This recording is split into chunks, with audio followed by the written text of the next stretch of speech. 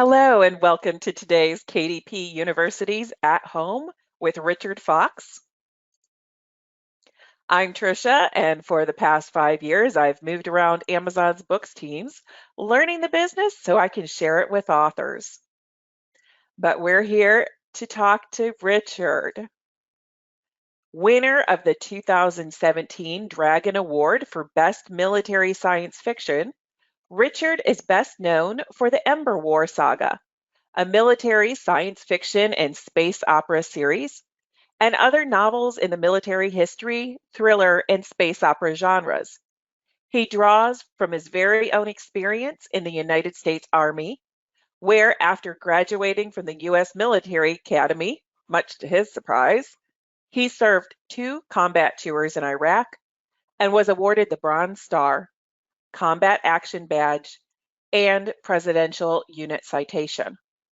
Richard lives in the fabulous Las Vegas with his incredible wife and 3 boys, amazing children bent on anarchy.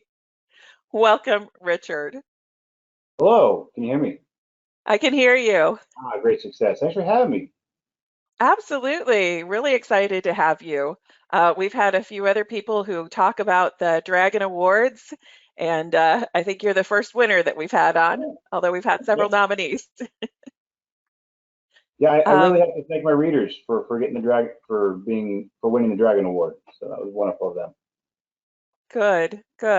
And I always want to acknowledge, I'm always amazed at the sacrifice and service for veterans. And I don't know, just saying thank you for your service always seems a little inadequate. But it's amazing, and thank you. I appreciate that. Thank you. Absolutely.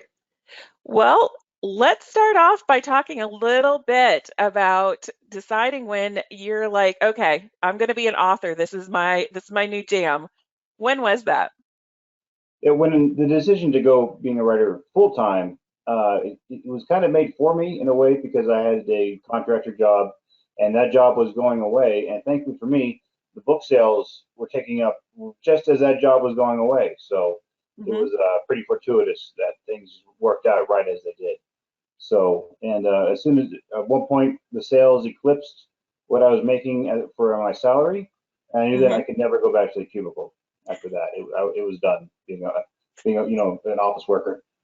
Yeah. So you were hooked at that point. Yeah. I found, oh, hey, this is great. I can sit at my desk, write the kind of stories I love to do, publish it, and then not have to go work for someone other than myself. So it was not a hard decision. Well, and you were able to take your history in the military and transition it into your role as an author, correct? That's right. The first books I ever wrote were military thrillers, and I drew as much as I could from my time in the military and my experience as a military intelligence officer. But those books didn't do as well, and then a mentor of mine named Russell Blake suggested I do a different genre, and I was thinking to myself, well, what else could I write? And it occurred to me that I'd loved Star Wars since before I could walk. So, all right, let me write something in the space opera, military, and science fiction genre, and that resonated with readers a lot better than my military thrillers. Mm-hmm. But do you use some of your experience in the military in the?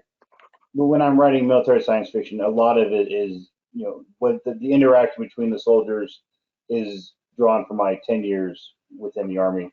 And then a lot of the feelings and emotions and experiences I had during my combat deployments, those get put in there as well. And so it's, I had this great wealth of knowledge to draw on and put into the books. So it was, I had 10 years of active learning for that. And so it goes into the books pretty seamlessly. Yeah, I think I was the thing that I learned about the military science fiction that I found amazing is how much truth there is in that, even though it's a science fiction genre. The fans and the readers of that genre are very attuned to what's accurate, right? You need to be pretty accurate on that. Right, and it's the experience of a soldier is probably going to be pretty similar from Hmm. an Egyptian soldier walking through the deserts on his way to fight Assyrians versus how a soldier would experience things if he's getting ready to go fight a bug war against invading Iraqis. So, Hmm. the kind of experiences that your average soldier is going to feel probably pretty similar. They're all going to be complaining about, their chain of command. They're going to be complaining about the food. You're not going to be happy with their equipment. These sort of things tend to be pretty universal. And then, um, and being able to having experienced that and being able to put in enough little sort of hints to the readers that, like, hey, I've been there, I know exactly what's going on. The readers who've been in the military, they're like, okay, yes, we know you were in the military, because I knew that we have little sayings within the military, Hmm. that just don't immediately translate outside. If you're getting into the back of a big truck, and somebody says 3 points of contact, everyone in the military means you have 2 feet and at least one hand touching the vehicle the whole time. And then everyone in the military also knows what your 4th point of contact is. I'll let you figure that out for yourself. So, how do you decide how much truth or history or reality is placed in the book versus where you can deviate into that fantasy or sci-fi realm? Well, you need to put in just enough and not anymore. I know that doesn't sound very helpful, but I was a field artillery officer, and one of my jobs, I was in a fire direction center, which is where it's a big truck behind all the giant guns for shooting the giant bullets downrange. And what you say, how you speak within the fire direction center, could be nothing but acronyms. And if I put something like that into a book, no one would get it except for people who are in a fire direction center, and it would be awful. You wouldn't do that. Mhm. So, the knowing what to put in that a reader can still understand is Mhm. important, and leave out the things that will confuse people or require a great deal of explanation. So with science fiction, sometimes we call it hand wavium or balonium, and sometimes you can put that in and just keep the story going without having to stop and spend 3 pages explaining how this one handheld computer does all the math for you. So, and which are Mhm. not exactly the most interesting detail. So, Right. but, just keeping of a focus on keeping the story going forward, and the reader engaged is more important than throwing in exposition about how I really know how this thing works. Not as important. Good call out. So let's go into everybody always wants to know, are you a plotter or a pantser? Do I you am a plot out? very good plotter, and Okay. I will sit down and I will know all the beats for my story before I start writing it. But even then, sometimes the muse will come over and just, no, you need to put that in, and then, oh, okay, I do need to put that in. So Hmm. I'll have the first story down, and then during the course of the first draft, I need to expand this point. I don't need this part, and then I readjust the story and go through and go and then do it that way. So the muse happens, but plotting is the rule. So you also write series. Do you plot out the entire series or do you plot out one book at a time? I will know the first book inside and out when I start a series, but then I also know where the series is going to end, Hmm. and like that last scene I'll have in my head. I know this Okay. is where I have to get the story to. And then Hmm. also, when I'm plotting out the series, I'll know here are the big beats. Like, this one book is going to be dealing with this alien invasion. This book is about this betrayal. And, I just have a general idea of what that book is. And then as I'm writing stories, let's say I'm writing book 3 in a series, I think, okay, I need to have this payoff in book 5. So I set up that payoff in book 3. Hmm. So it's, Okay. Now, you co-write frequently. Is that an accurate statement? yeah. So some of my books have been co-written, yes. Yeah. So can you talk about that experience or why you make that choice and what that experience is like? For most of my co-written decisions, it came down to, if I don't write these stories with someone else, they're just never going to be out. And Hmm. I thought, my readers would really enjoy knowing this. So I work with a co-writer, and and most of the time it's been, here's the stories that we're going to work on, and I know that they know how to write, and they know my universe, and that's how Hmm. that works. So and so working with co-writers, it brings more stories to my readers that they want. So great. And then Mhm. I've also had another co-write story with Hell's Horizon, which I think we'll talk about in a little bit, where it was Yeah. very much, very equal between me and the other co-writer. He is definitely writing his point of view. I'm writing my point of view. And then I have a story with the great David Weber, which will be out in June. And Oh, definitely wow. with that sort of story, it's I defer to David on most everything. But David is, to his great credit, he listens to me, and Oh, wow. every so often I will suggest something, and he'll go, that's a great idea, and I'm like, it is? Oh, good, okay. So being a co-writing is great, and it great gets more great stories out there. So I Uh-huh. love it. Good. So let's talk about that for just a second. How often do you publish? I try to put a new book out every 60 to 90 days at Oh, least, okay. and but also this for 2020, I've written a couple of books that aren't going to come out till next year, and that's I think it was the right decision because right now I have a book, a series called The Tier. Book one completely done, but it's not going to be out until April because of I wanted to launch to coincide with the audiobook, and I'm not allowed to say who the narrator is yet. But if you're into audiobooks, you know who the narrator is. It's not that hard to figure out.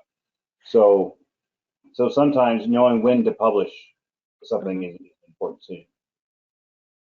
So let's talk about your decision when to publish. What are some of the driving factors that determine when you're going to release a book? Momentum matters. It Mhm. matters a great deal, especially for indie authors. And if you put out one book and then you have nothing else for 4 months, that is generally going to be a mistake because what if that book is a hit and readers want Mhm. more right now? And if you make them wait, they're going to go and find something else because readers love to read. They're going to find something else to occupy their time. So when it comes to publishing, you should gain, and this is something from the Army, gain and maintain momentum. So Mhm. what makes a lot of sense sometimes is to write one book and then don't publish it until you have books two and three of that series ready to go. So you put out book one, and then you put out book two for pre-order to come out 30 days later, and then book three comes out 30 days after that. So your readers are always have something to go to, and so you're getting that publishing momentum of here's a new book, here's a new book, here's a new book. Mhm. So it requires some discipline because a lot of times people get that first book done, like yay, I get to go share it with the world, and good. But having that one book out there and doing everything for you only really works if your name is Andy Weir.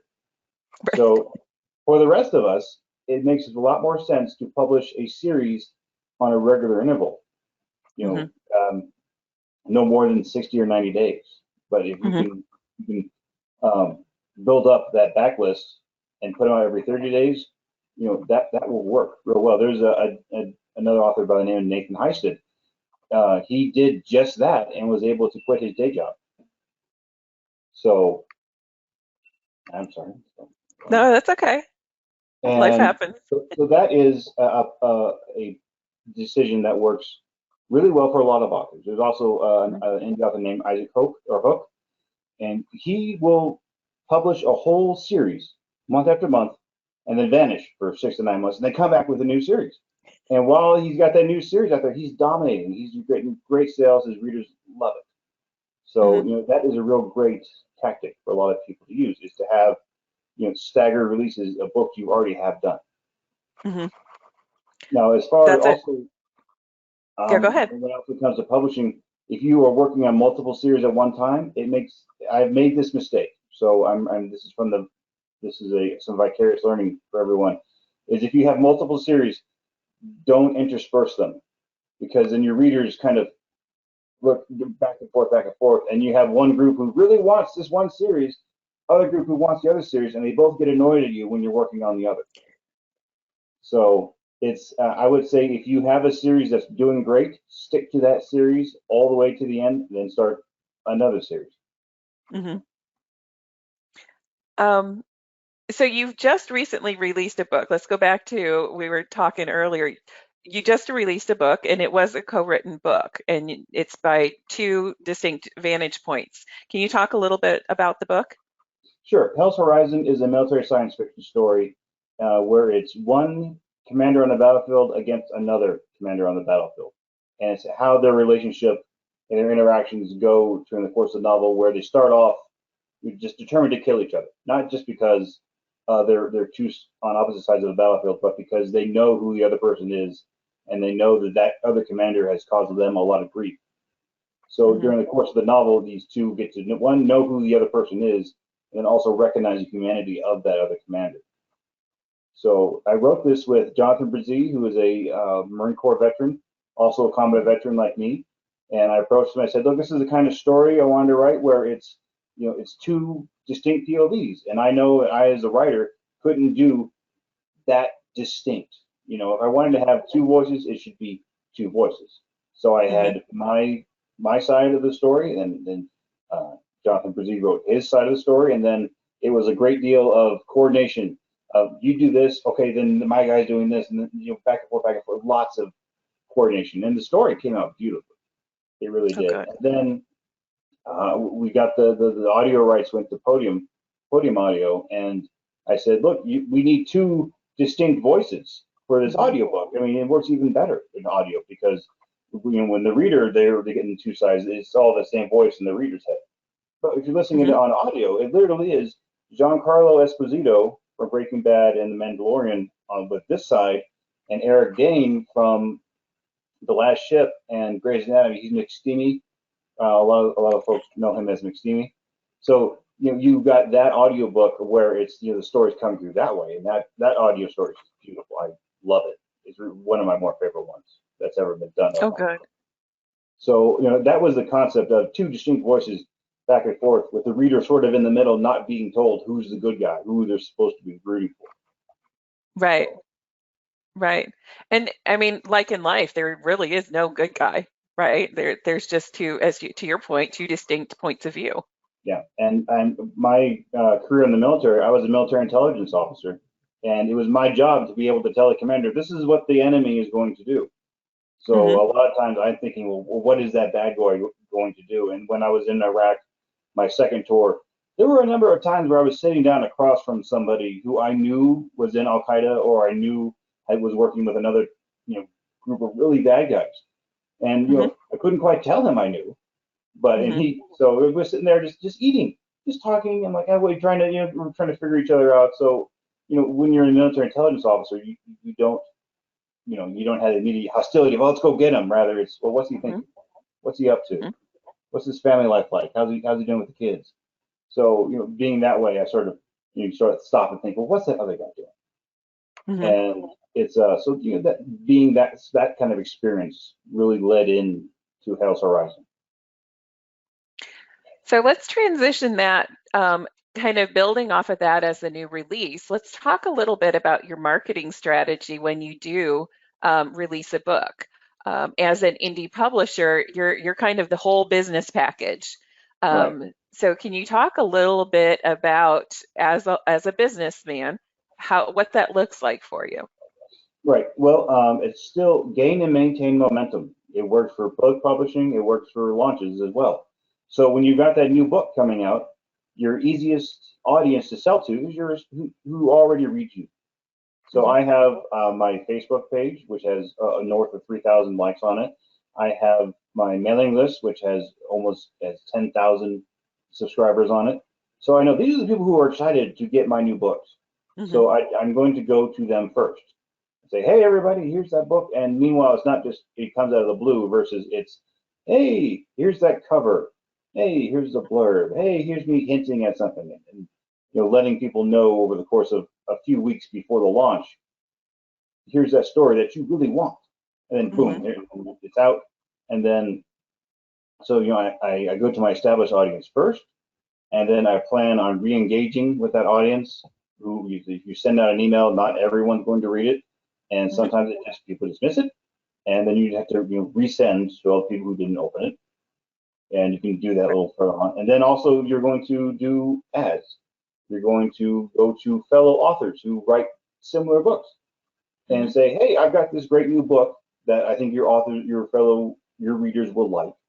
Would you please recommend it to them? And then a lot of authors are very, they're very accommodating. And then also, I will return the favor down the line, because when it comes to writing and publishing, it's pretty rare that one author can fill up a reader's entire reading time. Right. So if you've got one book out, you're not having anything else for 2 more months, and you've got a period where you recommend someone else's book. Just say, hey, I got a kind of a maintenance email going out. Do you have anything else coming out, fellow sci-fi author? Yes, I do have this. Would you recommend this? Okay. And then use a lot of blog rolling. I'll help you. You'll help me. So Right. Going to other authors and then having them recommend the book to their readers. And you have your AMS ad, you have your Facebook ad, you have your ads for other platforms, and knowing when to come back 3 or 4 months later, and then now the book's on 99 cents, and you have more advertising opportunities with that. So there is what you want with a new book launch is you want a sharp spike and then a fat tail, as my hand goes out of the camera and you can't see it. Right. So, but just that you think of that total area under the curve is revenue. So you want to maximize that. Tall spike, fat tail. Do what you can. So one of the questions we always get, inevitably, everybody wants to know, how do you build that following of readers? Where do you find them, and then how do you build that up? For the best way I found to do it is with an email list. And the way I've done it is you get to the end of readers get to the end of a book, and if they get to the end of a book, that's good. You've done your job as a reader. You got them through to the end. And then from there, you have a backstop. The reader gets to the end, like, hey, thank you for reading my book. Here is something, and then you ask for the email address. And it's not just asking for the email address, because someone's email address is something valuable, because you're giving them access to your inbox, which is just inundated with stuff that a lot of times people aren't happy with. So if you're going to ask for that privilege, you need to give something of value. So value for value. That's always something I'm thinking about when it comes to my readers. So hey, readers, please join my mailing list and I offer a bunch of Ember War short stories, or sometimes I'll offer a free book in a book one of a different series that gets them into read something else of mine. And then so the reader goes, oh, okay, I get this exclusive short stories I can't find anywhere else from Richard in exchange for my email. Good value for value. And then that way, they're in my mailing list, and I say, hey, come join my Facebook page. Hey, please leave a review. Hey, like me on, follow my author profile. Follow me on YouTube. And then, so it's always inviting them to be more engaged with me. And then also everyone who's on my reader list, after 2 weeks, they get another email which is an anthology of short stories that I've written that aren't available anywhere else. And it's like, hey, here's something new and nice for you. So that way they know that whenever they get an email from me, there's something of value in there. It's worth the time to click it open and see what's sent. Richard's got a new book out. Okay, good. And then also something that works real well is when I have a brand new release, I knock off $1 off the price. And if a lot of email software, it'll tell you how many times something gets clicked. And whenever I have that email of a new launch and I say, hey, this is $1 off, I put a hyperlink for 99 cents off right now. That link always gets the most clicks out of anything else in the book. Oh, I can get the book right now and it's cheaper. It's going to be more expensive in another 5 days. So I just get it right now. So it's always, when you come to readers, if you're, value for value. So that's something you can think about. So you were talking about maintenance emails. So how frequency do you send out a communication to your newsletter list?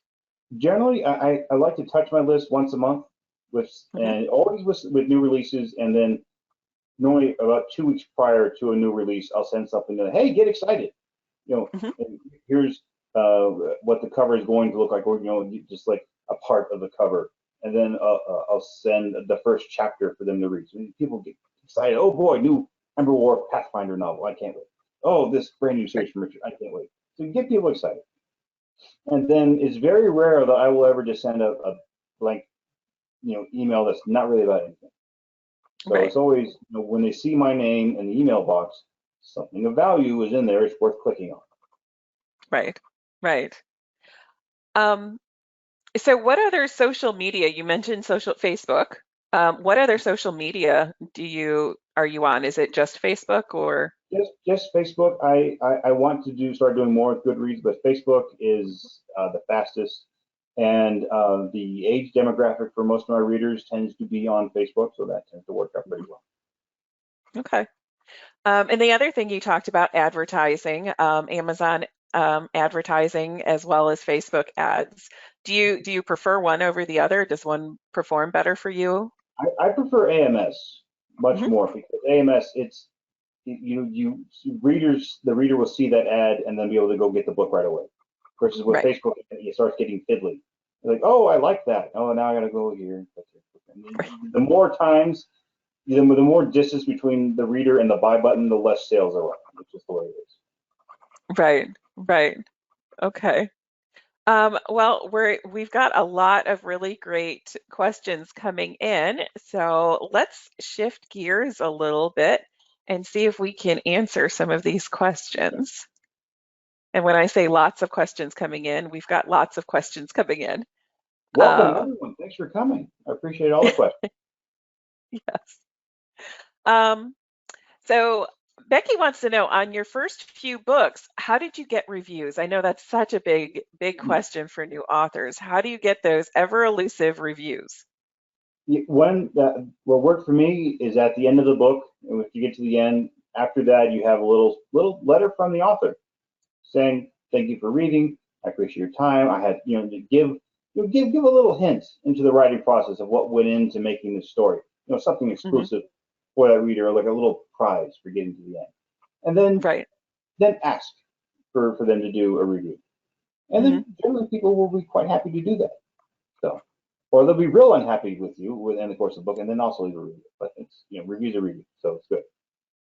So let's talk about reviews for a minute because you're right. People love or they may not like the book. If you see, do you read reviews? I do, yes. Because a lot of times, if you get the reviews, they'll tell you what you're doing right and they'll tell you what you're doing wrong. So getting that feedback is really important. So how do you use that feedback? Do you change, kind of story arcs, lines, anything with the stories, or is it more you change your marketing? What do you do? Normally, it's if I see something consistent of, people say that a certain character really resonated with them, or if they say a certain kind of, plot arc or plot twist I had in there, really, Mhm. they really like that. And okay, I should keep doing what people like. That's generally good Right. advice. But then also people say, if they complain about, well, the formatting was off, or I didn't like all the curse words, or if you know their favorite character didn't quite get to the end of the book alive, and that sort of thing, keep in mind. Hmm. So looking to see what people like, what didn't, and then knowing what to reinforce, because sometimes people like, I even though military science fiction is very serious, I will generally work in a really couple really good jokes into a book. Like just like one or two really scenes that just make people laugh. Right. And the tension, like people will appreciate that. And then the Hmm. temptation is let's just go full comedy. No, no, no. And people are there for military and science fiction and not there for comedy. Comedy is just like the sauce that or the seasoning that makes the book a little bit better. So so it helps me to know if I'm doing something right, it'll be in the reviews. If I'm doing something wrong, it'll be in the reviews. Excellent. Yeah, I think that's a really good call out because I think that sometimes authors will try to over-index on something that was successful, but being able to balance, I think, is a really good call out. Mm. All right. So Linda wants to know how long did it take for you to write 50 books and like how long have you been writing and publishing? I've been writing full time for a little over 5 years now.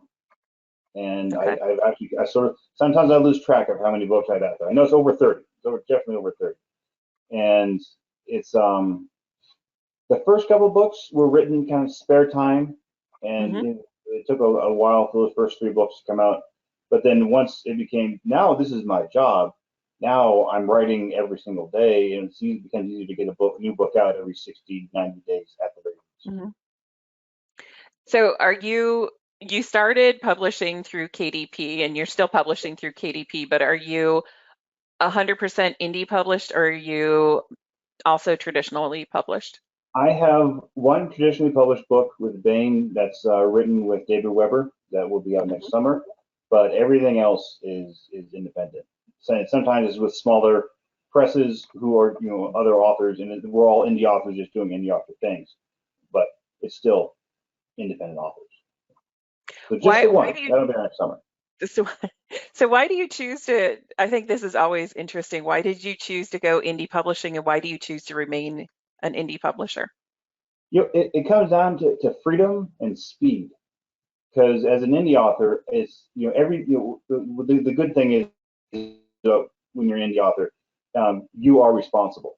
Everything that happens to you and you are responsible for.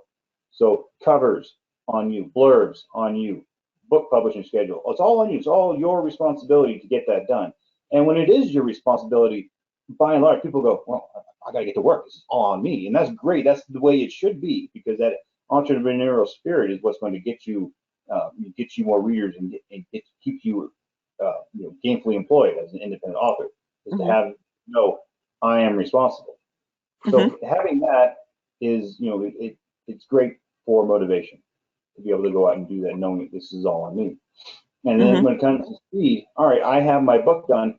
Boom, it's out as soon as it's ready, Hmm. or so it comes out exactly when I want it to come out, and then so you're not at the whim of a publisher who's going, well, we're working on the cover, and it just magically came out last week when he forgot to tell you about it, and so which is just happening to some folks I know, but when you're working, it, independent, all on you comes out exactly when you comes out how you like it, when you like it, and exactly the way you want it.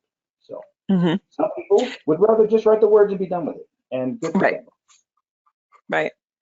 So talk to me about what a day in the life of an indie author. What does that look like for you? Well, I wake up and then I have three great boys, and they become the first priority.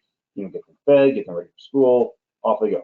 And then I start structure my day with I take care of my boys first, and then it's office work. I go through, check my emails. Who do I need to talk to? This editor? Do I need to tell the cover guy to fix something? I get through all the admin stuff and do that first because people are else around the world. I'm on Pacific time, but if I get people to do something, if I ask them to do something in the morning, they can generally get it done by the end of the day. If I put all Hmm. that at the end of the night, and people get emails at 11 p.m., hey, fix this. It's like, why? You can imagine not appreciating that. So Right. asking people to get stuff done in the morning is a lot better than asking them to do it later at night. So that's I put my admin stuff first. Hmm. Then I will get my words in and writing these. As I realize that my most important task for my career is writing new words, Hmm. and if I don't do that, nothing else is going to work. Right. So then I get my brand new words in, and then generally after that, I will go and let me go check my ads. Let me go check Facebook. My readers, do they want some interaction? Can I give them something? You know, that sort of thing. Do I talk? Hey, other author, how's that book going? How are you doing? Can I do anything for you? So Hmm. that's how it goes. Office work, write new words, ads, and maintenance. That's generally Okay. my. Okay. And I had a thought and then I lost it, so we'll just keep moving on with questions. Oh, I know what it was. Your team. You mentioned your editor, emailing your editors, emailing your cover artist. So I'm assuming that you have a team to help you with all of these things. Can you talk to us a little bit about the team and how you built that team? Right. It's one of my most important uh, team members is my main editor. Her name is Shannon Henderson, and to Sharon Honeycutt, and she's been with me for almost 6 years now. She does really great editing work. So, and she knows me. I know her. So, and I give her a draft, she gets it back, and it's like 90% done. And then I Hmm. always have a second and third editor to make sure that they've caught every as many typos and whatnot as they can.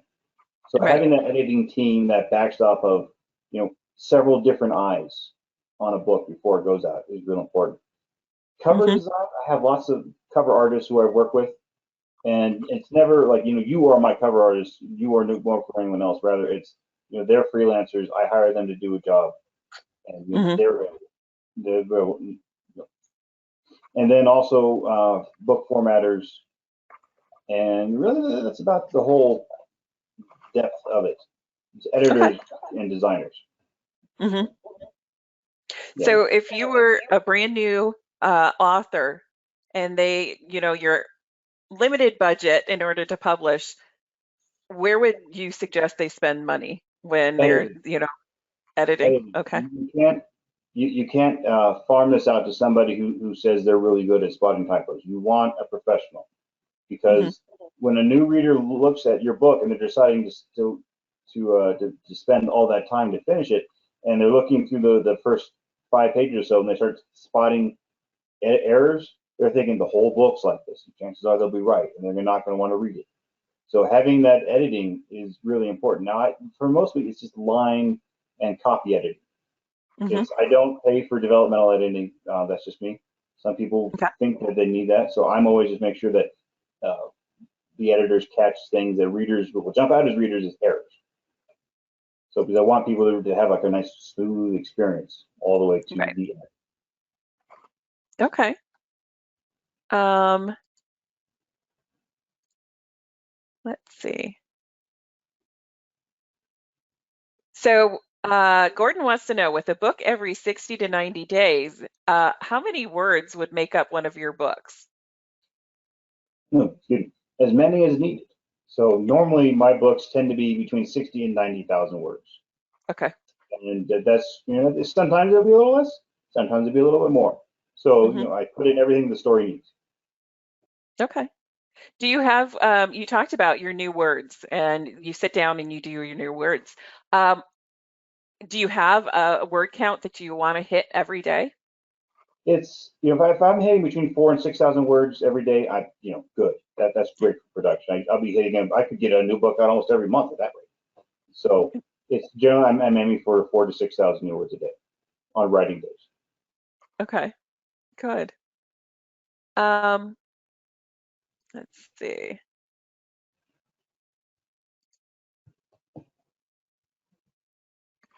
Do you have a blog? Rosemary I, wants I to know if have you have one a set up blog. on my website, but I don't put a whole lot of time in that, because my thought is a blog can be 2 or 3,000 words, and that could Hmm. be 2 or 3,000 words that could be going to the next book. So generally, my blog is like I do reviews of movies and TV shows, and I call them Picard reviews, because at the end I always have like a Captain Picard meme at the end that sort of summarizes my thoughts on whatever I Hmm. just reviewed. So I'll do those every couple of months, or if it's something like, my readers know I love Star Trek, they know I love Star Wars. So if something new Hmm. like that comes out, generally they know they're going to get a Picard review from me about that. So Hmm. blogging is great, but I prefer to put that creative energy into new words as much as possible. Okay. Um, so one of the things that I think new authors struggle with is finding the correct category when they list their books, and ultimately finding their target audience. How did you do that when you started?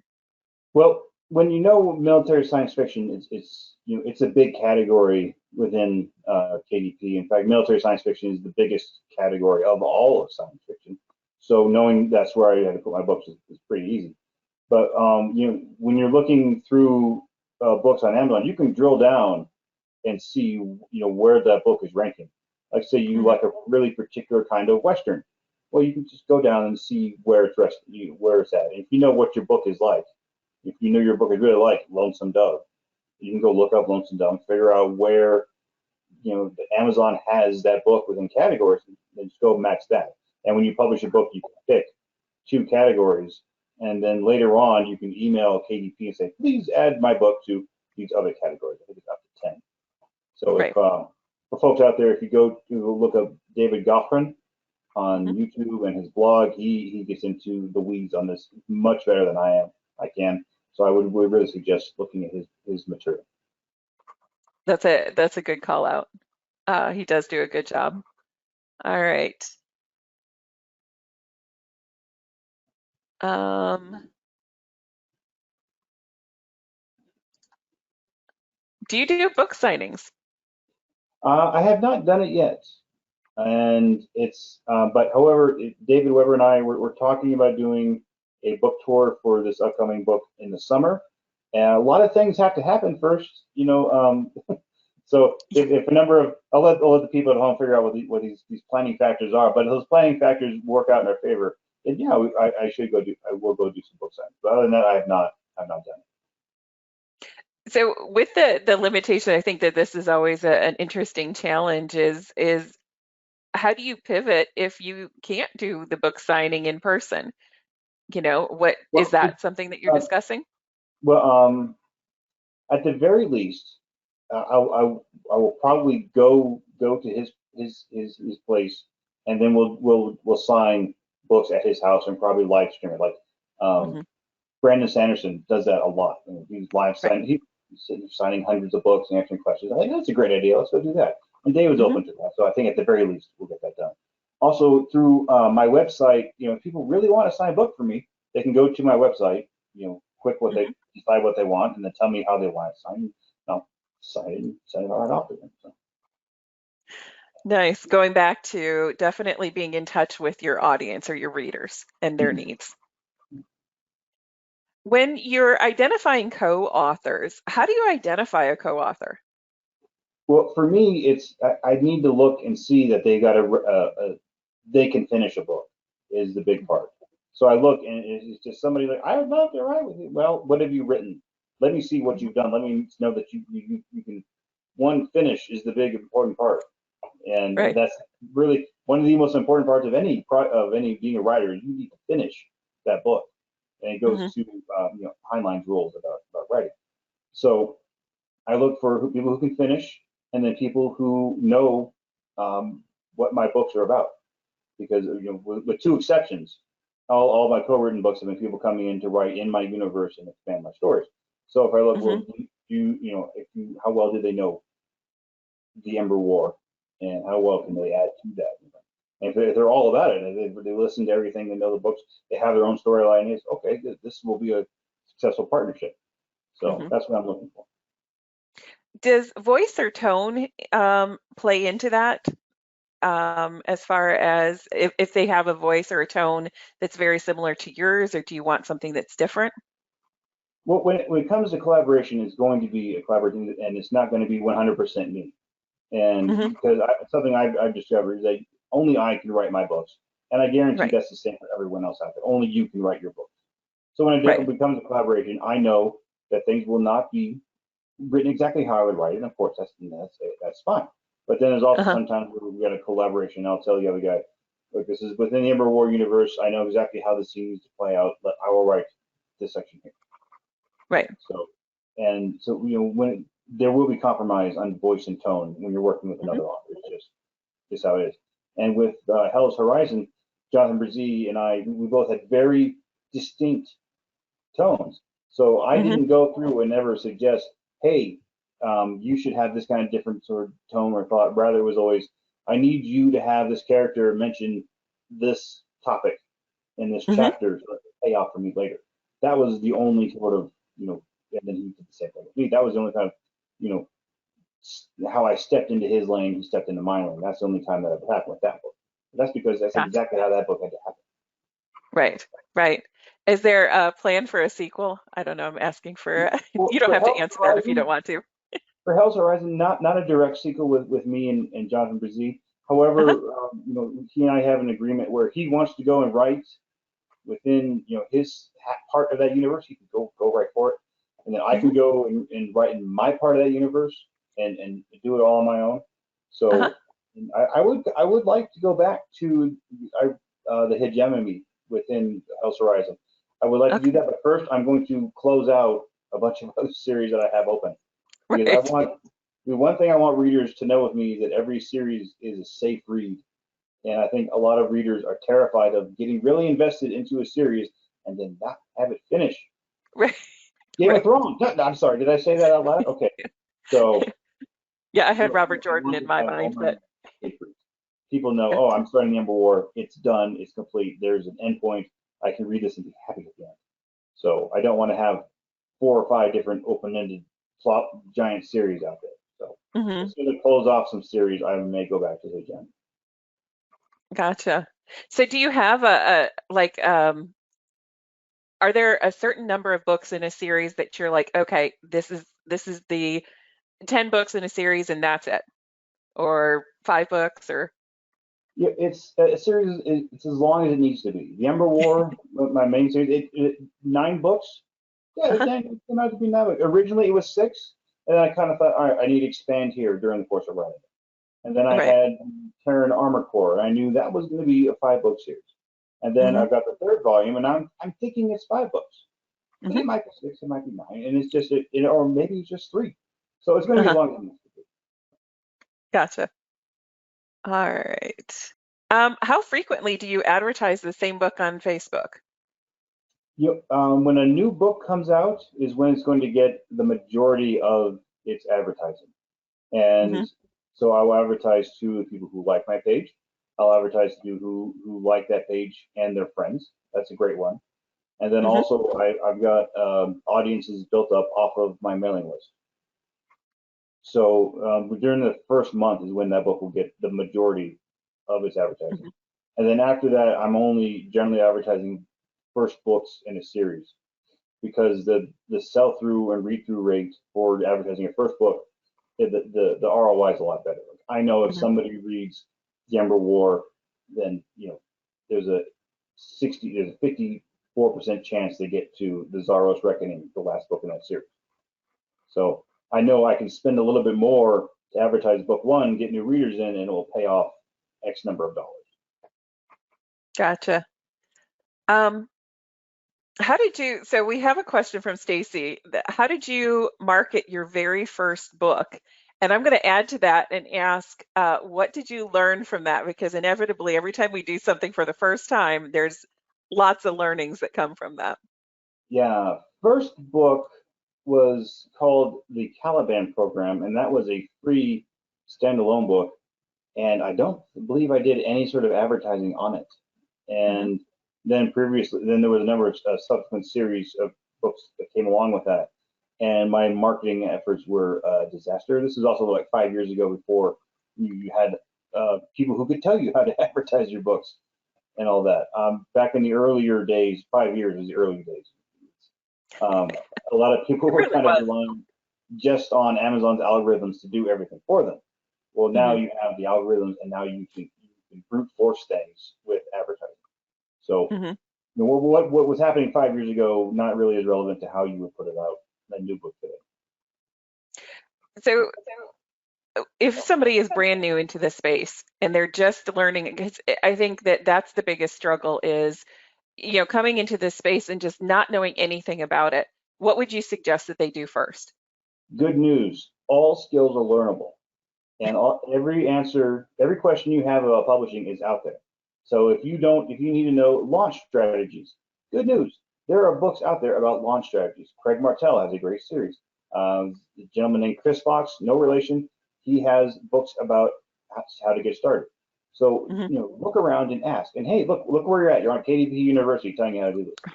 And what I'm encouraging you all to do, if you have a specific question, the answer is out there. It's Hmm. and you just have to know where to look. So if cover design your problem, go look on for uh,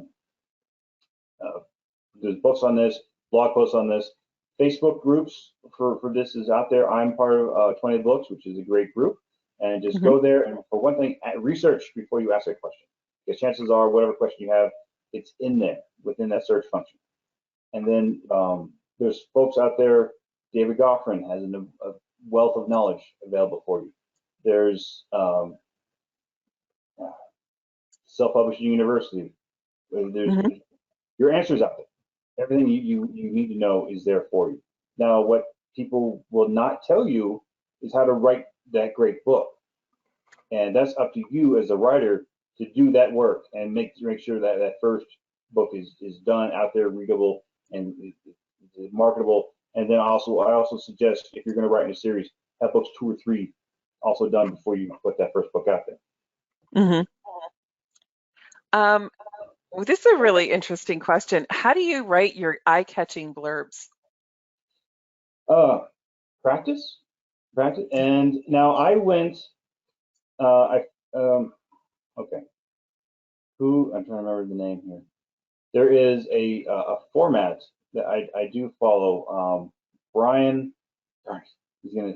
I I'll blurt the name out later, but it's there are formats out there for writing blurbs, and I will remember it later. But also, if you go to Kindlepreneur, there's a lot of this is how you write a blurb, and generally it starts off with you got to think about the hooks. Okay, Mm-hmm. start off, grab attention right away, and then maintain attention. So when it comes to writing your blurb, you know you've got like that one sentence to catch the eye, and you say, if it's an alien invasion force is coming for Earth, and there's we have one chance. Sounds cliche, but people are like, oh, okay. Within that one sentence, you're telling uh, genre, you're promising Mm-hmm. action, and so with that one sentence, you're sort of making your advertising to the reader, hey, this is a military science fiction alien invasion story involving this, and then the people who are looking for that, this is just what I want. So start off with that good hook to tell people this is the kind of what kind of story it is, so that that way people can find the story that they're looking for. Mm-hmm. And then when you go through the blurb, you're making that promise of this is what's in the story. You don't tell it everything, but it's like, hey, this is the character, this is the conflict, and then you kind of hint at some greater part of the story where the reader's like, this is everything I want from a story, and then Mm-hmm. they go from I read the blurb, let me go look at the look inside feature, make sure this is readable, and this is what I want, and then generally if you get them to the look inside feature, then they go to the buy button. Okay. So I think we mentioned this earlier. We've gotten several questions about what software do you write in? I just do Word. I'm one of the weird ones, and I just like it's just Word for me. So Gotcha. And you have somebody though that does your formatting for you, correct? yes, yeah, I'll have a couple of folks who will do whatever magic they do that cost me $50, $75 a book, and then they give it back Mhm. to me. I just published. Gotcha. So we've got several questions about for a new author, what's the best way to find an editor? Hmm. Okay, there are. You could go to places like Fiverr, but there's also editing pages for full-time editors. And if you Hmm. go there, you look for people who've edited things in your genre. Like you write science fiction, find somebody who's edited science fiction and see if they've edited people, writers that you like. And if you're really froggy and an author who you do like, go ask them, who's your editor? And because editors, they love work. Imagine that.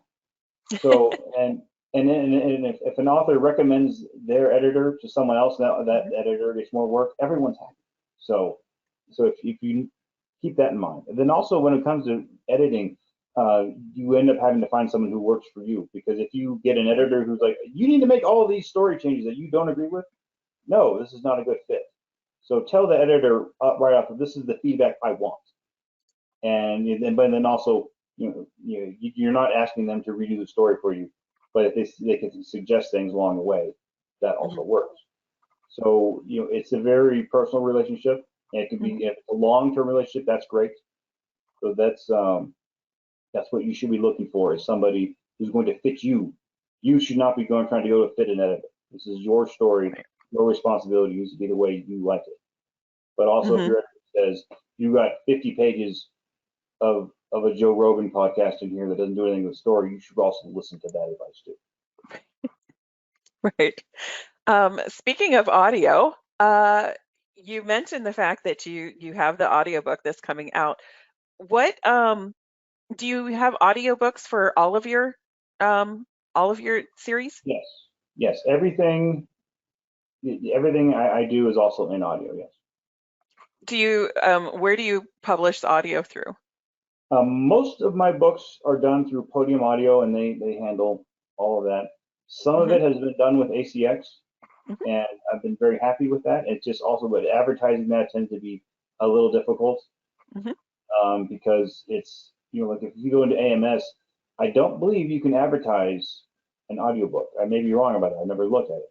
So generally, when you're sometimes to advertise an audiobook, you're doing it through Facebook and you're sending them to the Audible page, and it just gets wonky.